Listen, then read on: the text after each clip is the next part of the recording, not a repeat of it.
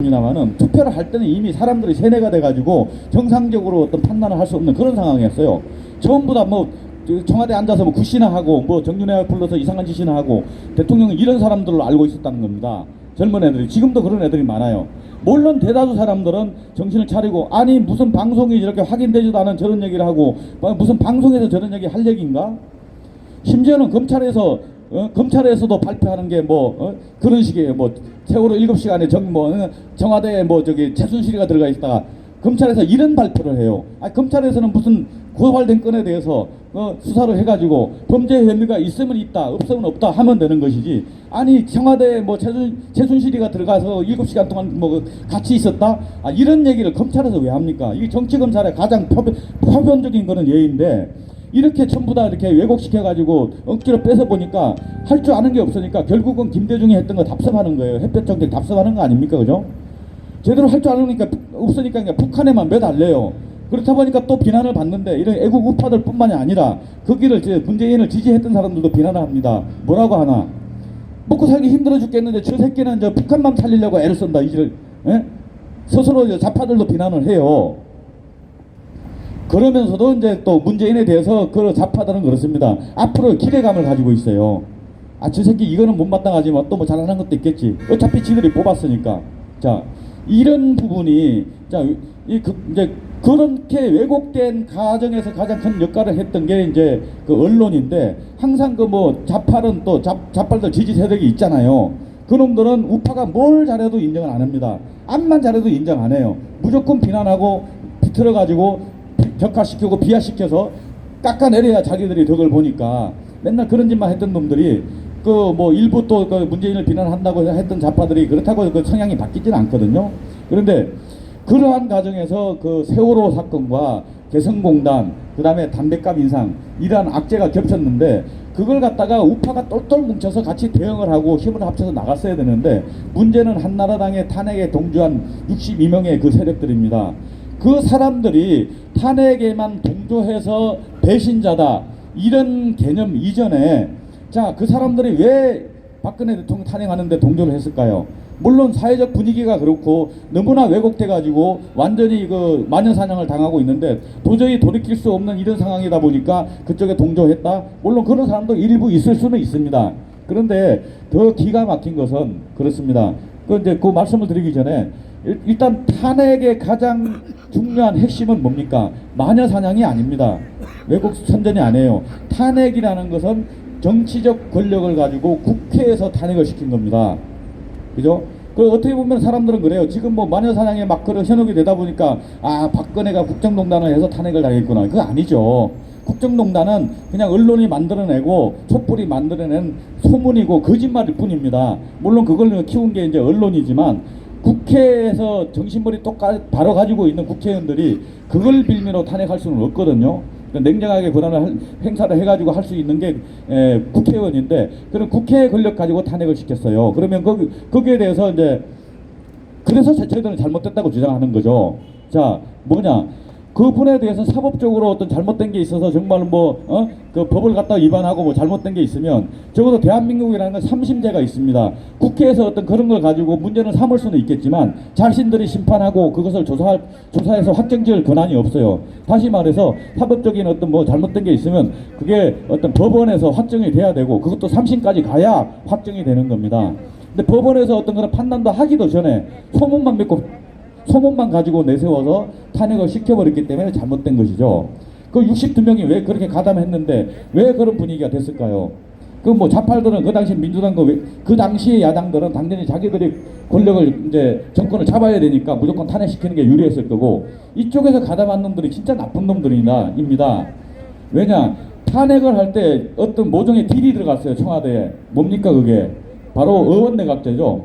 또 거기서 약간 의원내각제 약간 변형시킨 이원 집정부제 이런 거. 자, 이런 부분이 옛날 이명박 후보 시절부터 이재호를 비롯해서 그 당시에 새누리당, 이전에 무슨 당이었죠? 그때부터 나왔던 부분이에요. 그런데 이 모든 걸 갖다가 몸으로 혼자 맡고 있었던 게 바로 박근혜 대통령입니다. 의원내각제가 뭔지는 아시죠? 대통령은 하나의 그냥 그 명예직일 뿐입니다. 국회의원이 지정하는 그 부통령이나 이 사람이 그 매치를 다 하는 거예요. 쉽게 말해서 국회의원들이 뽑은 부통령이나 뭐 어떤 명칭이든 그 사람이 그 각종 뭐 그 장관들 임명하고 안기부장 임명하고 검찰총장 임명하고 대법원장 임명하고 다 하는 겁니다. 그리고서 이제 그 대통령은 외교 국방만 가지라는 거죠. 근데 그게 현실적으로 우리나라가 그렇게 돼서는 안 되죠. 왜냐? 이 분단 국가 상황에서 얼마나 안보가 위급한데 이게 무슨 외교권만 국방권만 가지고 있다고 해서 전쟁이 났을 때 효율적으로 대체가 되겠습니까? 예를 들어서 전쟁이 난다 그러면 거기에 대한 필요한 물자나 또 외국에 수입도 해야 되고 이렇게 모든 게 한 덩어리가 돼서 움직여야 되는데 그 군인만 있다고 전쟁이 되는 게 아니에요. 국방부만 있다고 전쟁이 되는 게 아니잖아요. 그 물자를 뭐 수입해 오려고 그러면 산업통상부 또 장관도 연관이 돼야 될 것이고 거기에 대해서 뭐 자금 끌어오려면 재정부도 또 뭐 연관이 돼야 되고 모든 게 이렇게 일사불란하게 움직여야 되는데 이렇게 형식적으로 권한을 나눠가지고 국회에서 거기서 잡발이 한두 명 끼어가지고 뒷다리 걸면 그 전쟁이 되겠습니까? 안 되는 거예요. 그래서 저는 옛날부터 의원내각제 반대했습니다. 물론 국회의원들이 하는 짓이 전부 다 하는 짓마다 얄밉고 정말 못된 짓만 하니까 이런 놈들이 권한을 더 가져서는 안 된다고 생각하는 그런 부분도 있었지만은 그 사람들이 정상적인 사람들이더라도 정말 애국자들이 국회의원이라고 치더라도 그러한 이원적인 체제로서는 우리나라의 비상체제를 갖다가 적극적으로 신속하게 대응할 수가 없다고 저는 생각합니다. 그래서 처음부터 저는 의원내각제를 반대했어요. 근데 그 모든 거를 그 박근혜 대통령께서 그 많은 정치인들 상대로 자기가 탄핵당할 그 위급한 상황에서도 끝까지 그걸 막고 계셨습니다. 그래서 마지막으로 그분이 4월 20일경인가 그 마지막 그때 한 말씀이 있죠. 그러면 국회에서 그 헌법 개정에 대한 그거 문안을 갖고 와봐라, 만들어 갖고 와봐라. 그럼 내가 마지막으로 우호적으로 검토해보겠다. 이렇게 공개적으로 갖다가 기자회견까지 하셨어요. 그걸 제가 들었어요. 그걸 들었을 때 저는 그렇게 생각했습니다. 이 국회의원이라는 놈들이 국회에서 탄핵 권한을 가지고 지금 대통령을 협박하고 있구나.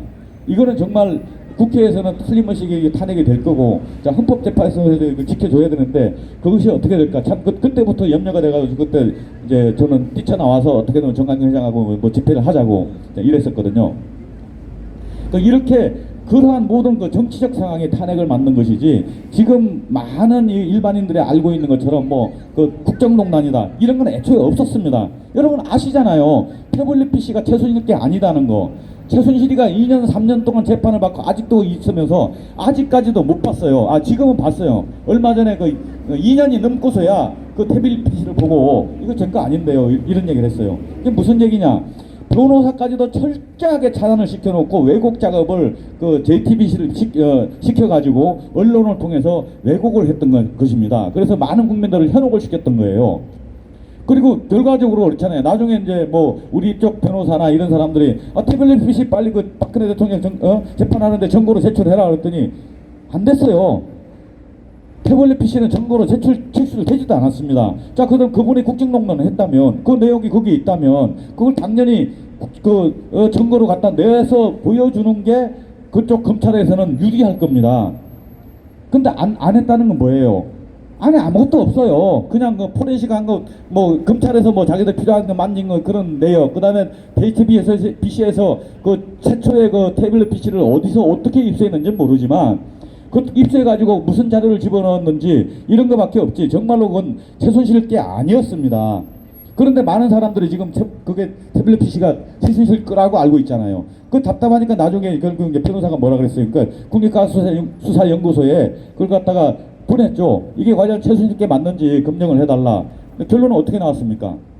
신문에 발표가 났습니다. 언론에도 태블릿 PC가 최순실 것이라는 증거는 없다. 거꾸로 말해서 우리가 말한다면 이렇게 말했겠죠.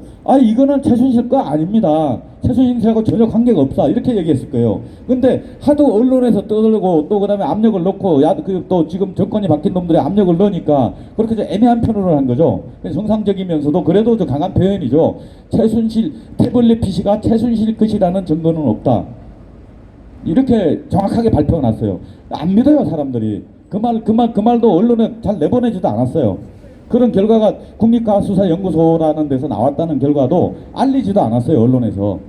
그냥 우리 필요한 어떤 그런 자료를 찾는 사람들한테만 이렇게 전달이 됐을 뿐이지. 이렇게 안타까운 현실이 있다 보니까 우리는 탄핵이 잘못된 것이다. 여러분 그렇게 다들 생각하고 계신 거 아닙니까?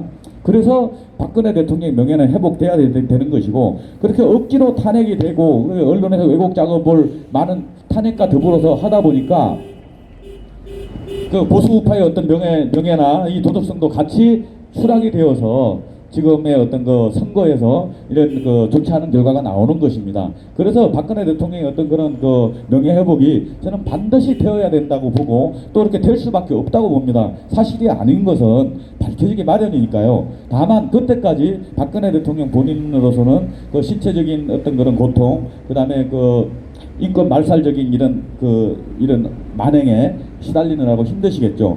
또 우리 또 그렇게 그런 사실을 알면서도 그분을 석방해야 해야 된다고 주장하면서도 뜻대로 또 이뤄내지 못하는 우리들도 가슴이 답답하고 참 억울합니다. 그런 만큼 이렇게 멀쩡한 사람을 갖다가 이제 감옥에 보내가지고 정권을 잡아가지고 아무것도 할 줄 모르니까 북한에만 매달리는 이 우매한 문재인 정권. 그렇다 보니까 우리의 삶은 하루하루 망가지고 있습니다. 정말 힘드시잖아요, 여러분. 저뿐만 아니고 많은 그 문재인을 찍었던 사람들이 주변에 있었습니다. 여러분 주변에도 있을 겁니다. 당장 자녀들도 또 찍었을 수 있어요. 지금 그 사람들이 뭐라 그래요? 자기들도 힘들다 그래요. 그렇지만 한국 사람은 이게 있어요. 그 자존심이라는 게 누구나 다 있어요. 보니까. 자기가 찍었는데 그걸 갖다 함부로 또 뭐 어떤 사람은 손가락 잘라버리고 싶다 이 수척하게 표현하는 사람도 있지만, 많은 사람들은 또 그걸 갖다 내색을 안 합니다. 또 잘못했다고 생각을 안 해, 표현을 안 해요. 자존심 때문에. 그러면 현실적으로 우리가 얼마나 더 어려워지고 얼마나 더 고통을 받아야 되겠습니까? 이러한 상황에서 또 대통령이라는 사람을, 이렇게 멀쩡한 사람을 갖다가 마녀 사냥을 해서 감옥에 갖다 놓고 2년 3년 넘게 조사를 해도 뭐 입법한 게 하나도 안 나오니까 결국은 인신공격만 하고 있는 이러한 사회가 우리 일반인들 알기를 얼마나 우습겠어요. 여러분도 어쩌면 잘못되면 표적이 될지 모릅니다. 그렇지만 뭐 저 같은 놈도 그렇습니다. 나 표적 세면서 어디 감옥 보낼 수는 있겠지만 나 넣어봐야 얼마나 넣겠어요. 제가 한 게 뭐 있다고. 제가 한 게 별로 없으니까 뭐 저는 뭐 그렇게 혹시나 표적이 된다 그래도 뭐 크게 피해 볼 건 없겠습니다만은, 여러분도 이제 그런 염려는 한두 번 하실 것입니다. 그러나 어차피 태극기를 들고 애국 운동을 하실 때 여러분 담담하십시오. 그래 내가 잘못한 건 없는데 네가 나를 갖다 감옥에 쳐넣어 하여튼 해봐라. 그렇지만 내 어떤 이 신념은 절대 꺾을 수 없다. 이러한 개념을 가지고 여러분 끝까지 함께 해주시기를 부탁드리겠습니다. 그리고 또 한 가지, 거기서 보면은 그렇습니다. 이 집회하는데도 그래요. 지난번에 모임사가 이제 우리 참여했을 때는 뭐 돈을 좀 만들어줄까 그러면 뭐 집회 비용이나 이런 거 좀 되지 않겠냐니까. 그래서 그 돈이 어디서 오는 건데요? 그랬더니 뭐 미국 쪽에서 오는 거라는 식으로 애매하게 대답을 해요. 근데 그분이 뭐 무슨 조건으로 어떻게 돈을 준다고 그런지 몰라도 어떤 그 출처를 모르면 저는 받아 쓸 수가 없습니다. 물론 그것도 뭐 제가 개인적으로 쓰는 게 아니라 집회에 쓰는 거겠지만, 그거는 출처도 모르는 돈을 받아 쓰다가 나중에 그게 뭐 어떤 돈이다 이렇게 밝혀지면은 보신각 전체 망가지는 건 한순간입니다. 그 돈의 출처가 어딘지. 그래서 그 힘들어서 뭐 이렇게 흔들린 적도 있지만 그래요. 저 물론 가난하고 뭐 못 살지만은 이거 제가 해야 된다 그러면 어떻게든 할 수 있습니다. 그래 힘 닿는 데까지는 할 생각입니다. 그런 만큼 그런 그 여러분도 주변에서 그런 달콤한 유혹에 절대 넘어가지 마시고 자기 신념을 가지시고요 끝까지 함께 해주시기를 당부드립니다. 그리고 우리 오늘 새로 또 많은 분이 자리하셨는데 혹시 나와서 뭐 좋은 말씀 해주실 분 계시면 한 말씀 부탁드리겠습니다. 네.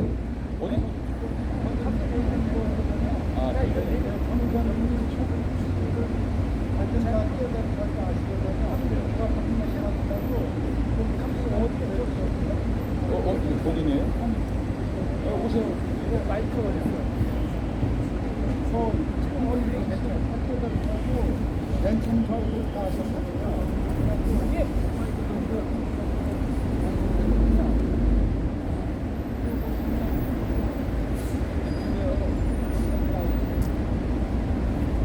예, 우리 행복연구소 TV에 소장으로 계시는 김정열 전도사님입니다. 이분이 태블릿 PC 관련해서 많은 연구를 하시고 많이 좀 알아보셨답니다. 일단 내용을 들어보도록 하겠습니다. 예, 마이크 드리겠습니다. 네, 반갑습니다. 반갑습니다. 네, 제가 이거 지나가다가 제가 이제 한번 이 마이크를 잡게 됐는데요. 제가 이 기도하면서 일일이 깨달은 것을 제가 한번 말씀드리고 싶어서 지금 이제 이 마이크를 잡고 섰습니다. 자, 지금 현재 대한민국은 아주 쫄따닥 지금 망해가고 있어요. 지금 망해가고 있는데 지금 여기저기 다 죽겠다고 아우성을 쳐요. 저는 강원도 횡성에서 그 조그만 공동체를 하고 있어요. 공동체. 어려운 사람들을, 어르신분들을 제가 도와드리면서 알코올 중독자 되신 분들을 제가 저희 집에 모셔다가 제가 손수 밥을 해서 우리 식구들하고 같이 제가 이제 대접하고 농사 지으면서 살고 있는데, 우리가 지금 현실이 다 만나는 모든 사람들이 다 죽겠다고 아우성을 쳐요. 아우성을. 제가 기도하면서 깨달은 것을 한번 말씀드려 보겠습니다. 자, 제가 이제 전도사인데 품바 전도사예요. 품바 김정열 전도사인데, 제가 그 양복 이런 거는 입지를 못해요. 제가 옷 같은 거는 사치스럽게 입지를 못해요. 이게 왜냐하면 제가 2009년도에 우리 집사람 오빠한테 처남한테 간을 70% 기증해 줬어요. 기증해 줬는데 서울 그 S병원 큰 병원에서 수술을 잘못하는 바람에 배를 4번 쬐어요. 제가 이 배를. 그래서 제가 이제 이 복대를 차고 배 한 4번을 쬐는데, 제가 이제 이 복대를 차고 이제 다니면서 이제 봉사를 하고 있어요. 특히 어르신분들, 장애인분들, 우리 주위에 어려운 사람들을 제가 찾아다니면서 농사지어서 한 3만 평 농사지면서 전부 다 어려운 사람들을 위해서 나눠주겠는데요. 자, 제가 박근혜 대통령 탄핵할 때부터 제가 품바 전도사기 때문에 제가 뭐 이런 뭐 쌍욕이 나가더라도 이해를 하세요. 제가 저희 외할아버지가 광대 있었어요. 광대. 그래서 제가 이제 우리 외할아버지의 이 정기를 이어받았는지 제가 이 품바 버전으로다 제가 한번 제가 기도하면서 깨달은 것을 한번 말씀드려 보겠습니다. 제가 이 탄핵을 지금 자유한국당 김무성이 개 씹새끼 제가 맨날 그래, 개 족같은 새끼라고. 김무성이, 유승민이 개 씹새끼들이 그거 어르신분들 죄송해요. 제가 이제 품바를 했는데 개 족같은 새끼들이 그 박근혜 대통령을 탄핵을 시킨다고 앞장서서 새빨간 거짓말로 박근혜 대통령을 탄핵할 때 제가 기도하면서 하나님께서 보여주셨어요. 요 쥐새끼 같은 새끼들이 밤에 모여가지고 이 작당을 꾸미는 거예요. 작당을 꾸미는데 제가 전도사인데 거짓말을 할 수가 없어요. 그래서 제가 지금 마이크를 잡았는데, 이 작당을 꾸미는데 어떻게 꾸미느냐, 이 태블릿 PC 처음에 탄핵의 근본 원인, 이 태블릿 PC가 최순실이가 사용했다고 이렇게 주장하는데요. 이거는 새빨간 거짓말이에요. 제가 거짓말이라고도 주장하지만 제가 얘 도와주는 여기 지금 저 안승현 학생이 이 영적인 세계를 얘가 다 봐요. 얘가 영적인 세계를 다 보는데, 이 손석희라는 이 개씹새끼가 아주 새빨간 거짓말을 해요. 거짓말. 저는 우파도 아니고 좌파도 아니고 순수한 종교인이고 내가 전도사인데 이 새끼가 아주 새빨간 거짓말을 하는 거예요. 처음서부터. 예? 한번